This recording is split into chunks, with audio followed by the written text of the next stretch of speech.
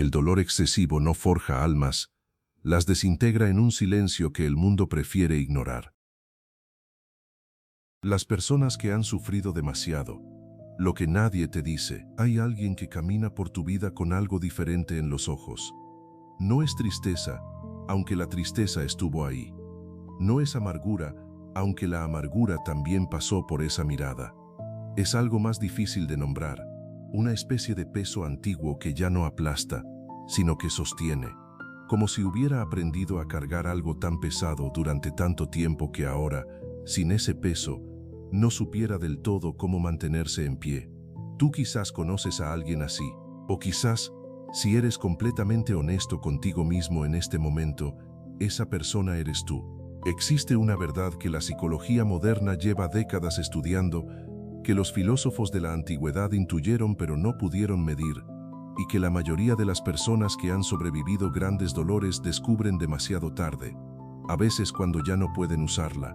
Una verdad que te han ocultado, no por maldad, sino porque incomoda profundamente a quienes no la han vivido, porque desafía todo lo que te enseñaron sobre el sufrimiento, y en los próximos minutos vas a descubrir exactamente cuál es. Pero primero necesitas entender algo sobre la naturaleza del dolor.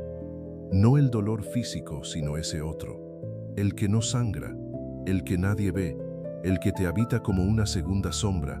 Hay un experimento mental que propuso el filósofo alemán Friedrich Nietzsche hace más de 130 años, que hasta el día de hoy sacude a quienes lo comprenden verdaderamente. Nietzsche lo llamó el eterno retorno. Imagina, decía él, que tu vida, exactamente como ha sido, con cada alegría y con cada derrumbe, con cada traición y con cada momento de gracia, se repitiera infinitas veces. No como metáfora, como realidad. ¿Podrías decir sí a eso? ¿Podrías decir sí incluso a las partes que te rompieron? Nietzsche no era un hombre que hubiera tenido una vida fácil. Enfermedad crónica que lo acompañó desde joven. Soledad intelectual casi total. Rechazo sistemático de sus ideas durante toda su vida productiva.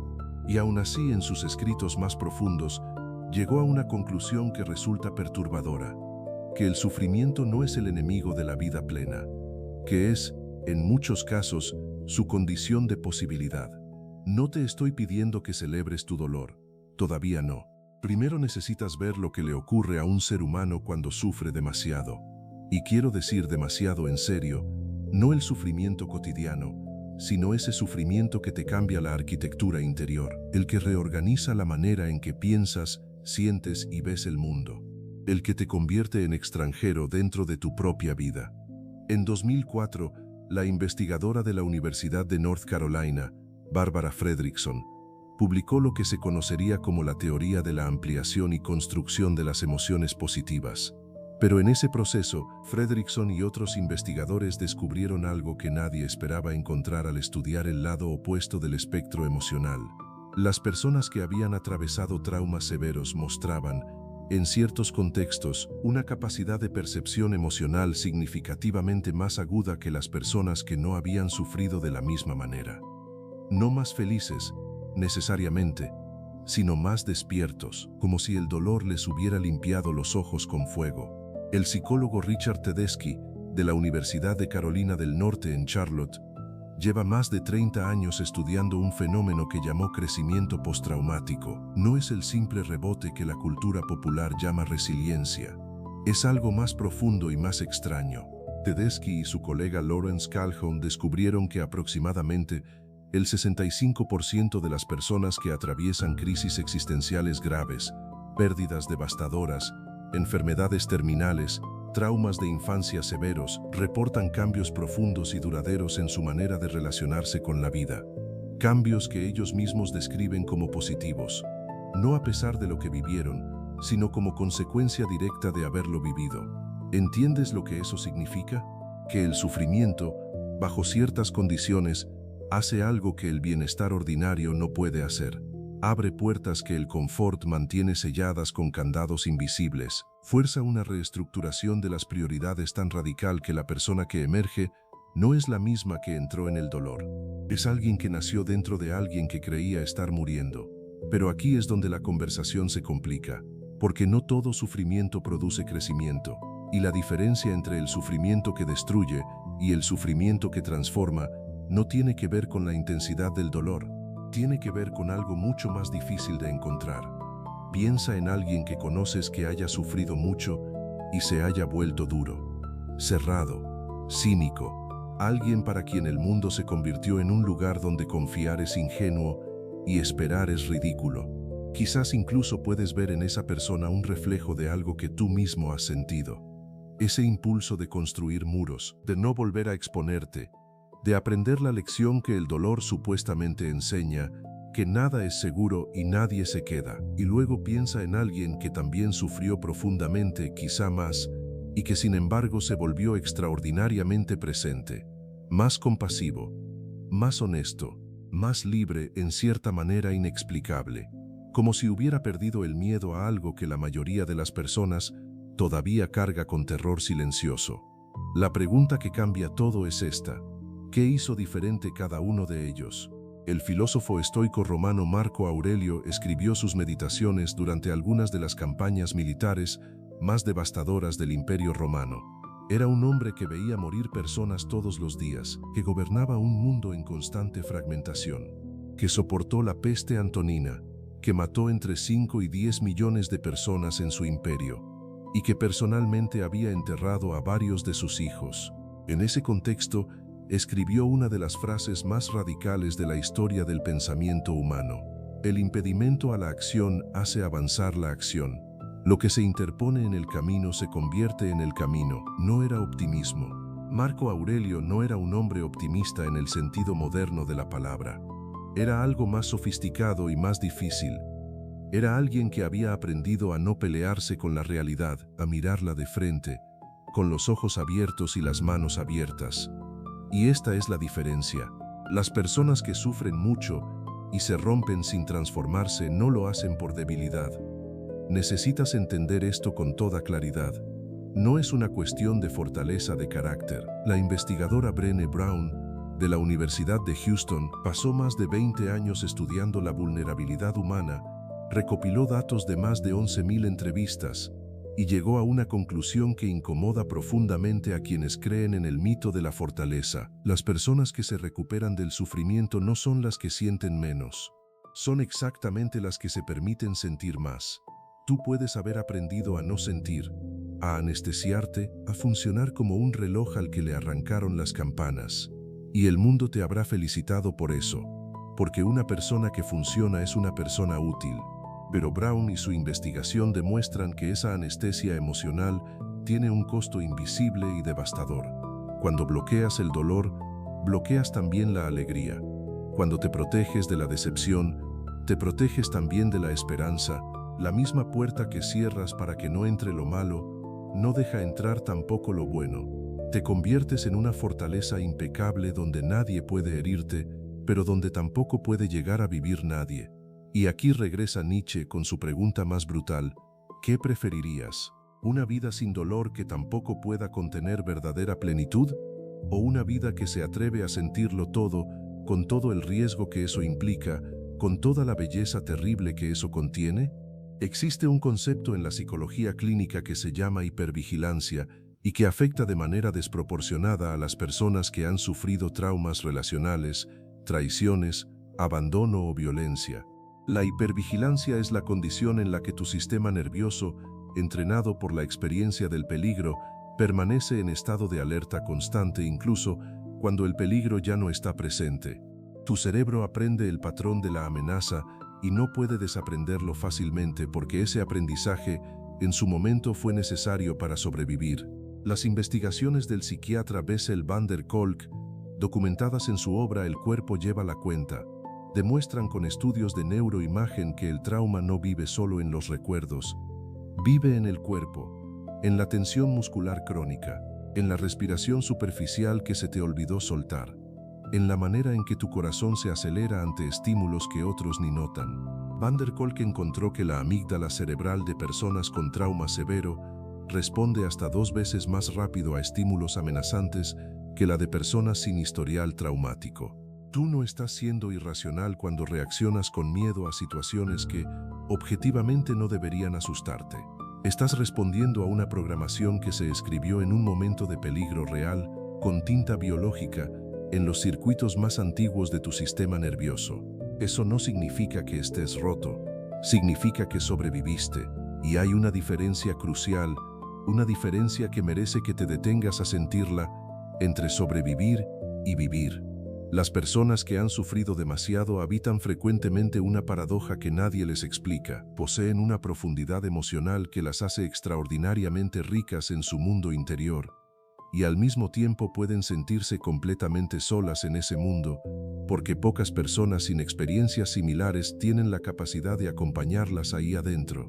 Es como poseer un idioma que casi nadie más habla. El filósofo danés Søren Kierkegaard, considerado el padre del existencialismo, escribió en el siglo XIX algo que resuena con extraña precisión en la psicología del siglo XXI. La puerta de la felicidad se abre hacia adentro y por tanto se cierra ante quien la empuja con demasiada violencia. Kierkegaard, que él mismo sufrió una melancolía que lo acompañó toda la vida y que renunció al amor de su vida por considerarse incapaz de hacerla feliz, entendía el sufrimiento como una forma de conocimiento, no como castigo ni como accidente, sino como una vía de acceso a capas de la realidad que permanecen invisibles para quien no ha descendido a cierta oscuridad. Y aquí no hablo en términos religiosos, aunque Kierkegaard sí lo hacía. Hablo en términos psicológicos concretos.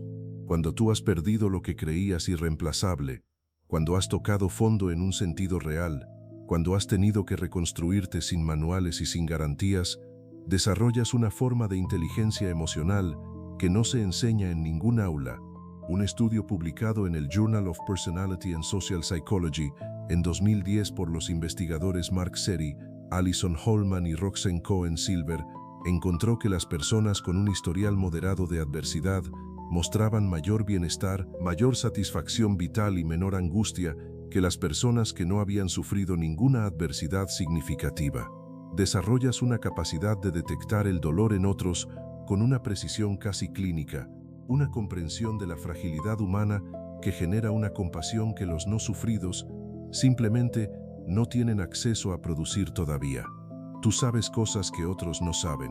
Esa es la verdad que nadie te dice porque suena extraña, casi ofensiva, como si alguien estuviera intentando decirte que el sufrimiento fue bueno para ti. No es eso. Lo que te digo es más matizado y más honesto. El sufrimiento no fue bueno, pero lo que hiciste con él, lo que construiste a pesar de él, o incluso a través de él, eso sí te pertenece y vale algo extraordinario. Pero hay una trampa que atrapa con particular frecuencia a las personas que más han sufrido. Y quiero nombrártela directamente porque puede ser la cosa más importante que escuches hoy. La trampa es la identidad del sufrido.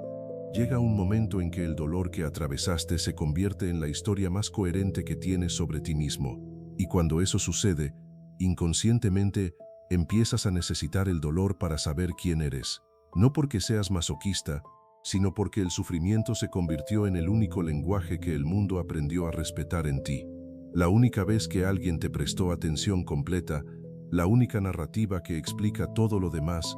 Los psicólogos clínicos llaman a esto, en algunos contextos, la cristalización del yo traumático, y es uno de los obstáculos más sutiles en el proceso de transformación postraumática que describía Tedeschi, porque para crecer más allá del sufrimiento, en algún momento tienes que soltar la historia del sufrimiento como centro de gravedad de tu identidad. Y eso asusta profundamente, porque si no eres el que sufrió, ¿quién eres? Nietzsche lo formuló así: uno debe tener el caos dentro de sí para dar a luz a una estrella que danza. Ese caos es real. Ese caos eres tú cuando sueltas la historia vieja y todavía no tienes la nueva. Ese espacio intermedio, ese momento de no saber quién eres si no eres el dolor, es el más aterrador y el más fértil al mismo tiempo. Es el umbral donde termina la supervivencia y comienza, temblorosa y desnuda, la vida. ¿Qué hacen entonces las personas que atraviesan el sufrimiento y emergen transformadas, no redimidas, no curadas en el sentido de que el dolor desaparezca, sino genuinamente transformadas en algo más complejo y más libre que lo que eran antes? Las investigaciones de Tedeschi y Calhoun identificaron 5 áreas de crecimiento postraumático que aparecen de manera consistente: mayor apreciación por la vida en sus detalles pequeños, relaciones más profundas y auténticas con otros, una mayor percepción de las propias fortalezas, nuevas posibilidades de vida que antes no podían verse, y un desarrollo espiritual o filosófico que no necesariamente implica religión, sino una relación más honesta con los grandes misterios de la existencia. Pero lo que Tedeschi también encontró, y esto es fundamental, es que ese crecimiento no ocurre de manera espontánea. Ocurre cuando tú enfrentas la narrativa de lo que te ocurrió. Cuando en lugar de huir del recuerdo o de suprimirlo, te sientas con él, lo examinas, lo interpelas, no para justificarlo, no para perdonarlo necesariamente, sino para integrarlo en una historia más amplia donde lo que ocurrió es parte de quién eres, pero no la totalidad de quién eres. Marco Aurelio lo practicaba a través de la escritura. Sus meditaciones no eran para ser publicadas, eran conversaciones privadas consigo mismo, diálogos donde un hombre poderoso admitía su miedo, su confusión, su dolor, y luego buscaba en la filosofía no respuestas consoladoras, sino herramientas de navegación para aguas que nunca dejan de estar agitadas. Nietzsche, por su parte, transformó su propio sufrimiento en filosofía viva. Cada una de sus obras mayores fue escrita en periodos de enfermedad y aislamiento. Así habló Zaratustra, nació en caminatas solitarias por los Alpes suizos, entre migrañas que lo dejaban ciego durante días. Su pensamiento no existió a pesar del dolor, sino que fue forjado en el interior mismo de ese dolor. Tú también puedes hacer eso. No necesitas un diario, aunque a muchas personas les cambia la vida comenzar a escribir. Necesitas alguna forma de encontrarte contigo mismo sin escapar, sin la pantalla, sin el ruido, sin la distracción que te rescata cada vez que el silencio se vuelve demasiado honesto.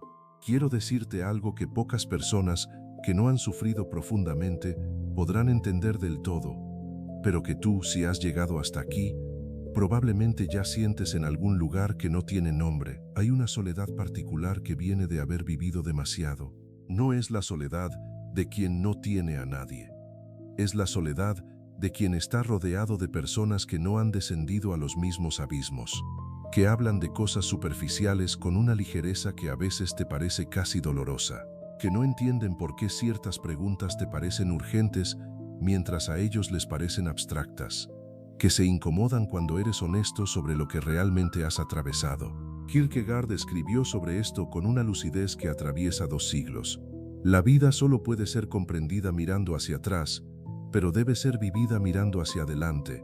Y hay algo en esa tensión entre el pasado que te explica y el futuro que te convoca, que es exactamente el lugar donde habitas cuando has sufrido demasiado, siempre mirando en las 2 direcciones al mismo tiempo, siempre tratando de reconciliar lo que fue con lo que todavía podría ser. Esa tensión no desaparece, pero puede volverse habitable, puede volverse incluso generativa, puede convertirse en el lugar exacto desde donde construyes algo que solo tú puedes construir. Las personas que más han sufrido tienen, cuando encuentran la manera de no quedarse atrapadas en la identidad del dolor, un regalo particular para el mundo, la capacidad de crear presencia real en otros, porque tú que has tocado el fondo sabes que el consuelo barato no sirve, sabes que las frases hechas duelen más que el silencio, y por eso, cuando alguien a tu lado sufre, puedes hacer algo que pocos pueden hacer. Puedes quedarte ahí, sin intentar arreglarlo, sin huir de la incomodidad, simplemente presente en la oscuridad de otro ser humano, sin necesitar que esa oscuridad desaparezca para sentirte seguro. Eso es extraordinario. Y el mundo lo necesita de una manera que no puede articular porque no sabe cómo pedirlo. Viktor Frankl, psiquiatra y sobreviviente de 4 campos de concentración nazis, incluidos Auschwitz y Dachau, escribió en El hombre en busca de sentido una observación que ha sido citada durante décadas, pero que raramente se comprende en toda su radicalidad. Al hombre se le puede arrebatar todo salvo una cosa, la última de las libertades humanas, la elección de la actitud personal ante un conjunto de circunstancias. Frankl no hablaba desde el privilegio, hablaba desde la experiencia más extrema del sufrimiento humano registrada en el siglo XX. Perdió a su esposa, a sus padres, a su hermano. Lo despojaron de su manuscrito, de su nombre, de su dignidad, y lo que había encontrado en los campos, lo que le permitió no solo sobrevivir, sino fundar después la logoterapia, una de las escuelas más influyentes de la psicoterapia moderna. Era exactamente esto, que el sufrimiento puede quitarte todo excepto la manera en que decides relacionarte con lo que te está quitando todo. No te estoy pidiendo que perdones lo imperdonable. No te estoy diciendo que el dolor fue necesario o justo, o que lo merecías de alguna manera oscura. Nada de eso. Lo que te estoy diciendo es que lo que ocurrió, ya ocurrió. Y que la pregunta que importa ahora no es por qué, sino qué haces tú con todo lo que eso te dejó de aquí en adelante. Regresa conmigo un momento a esas personas que describí al principio, esas que caminan con algo diferente en los ojos. Ese peso antiguo que ya no aplasta sino que sostiene. Ahora que hemos recorrido este camino juntos, puedes ver lo que es ese peso. Es la acumulación de lo que sobreviviste. Es la memoria del fondo que tocaste y del cual, de alguna manera que todavía no comprendes del todo, seguiste subiendo. Es la evidencia biológica, psicológica y filosófica de que eres más resistente y más complejo de lo que cualquier versión cómoda de ti mismo podría haber sido jamás. Nietzsche cerró uno de sus aforismos más famosos con una frase que se repite tanto que ha perdido su filo, así que te pido que la escuches hoy como si fuera la primera vez. Lo que no me mata, me hace más fuerte, pero lo que Nietzsche quería decir no era lo que el gimnasio moderno ha convertido en cliché motivacional. Quería decir algo más oscuro y más verdadero, que el contacto con los límites de lo que puedes soportar te cambia en un nivel tan fundamental que la persona que emerge no es simplemente la misma persona un poco más dura. Es una persona que ya no le teme a las cosas que antes paralizaban a la persona anterior. Es alguien que ha visto el fondo y descubrió que, incluso ahí, había algo en ella que se negaba a apagarse. Y esa ausencia de ciertos miedos, esa libertad particular que solo se compra con la moneda del dolor, es una de las formas más extrañas e inaccesibles de riqueza humana. Entonces, ¿cuál es la verdad que nadie te dice sobre las personas que han sufrido demasiado? Esta, que el sufrimiento profundo, cuando no destruye completamente y cuando encuentra alguna forma de integración consciente, no te hace menos. Te hace diferente de una manera que el mundo ordinario no tiene el vocabulario para reconocer todavía. Te hace capaz de habitar realidades que otros apenas pueden asomarse a mirar. Te da acceso a una comprensión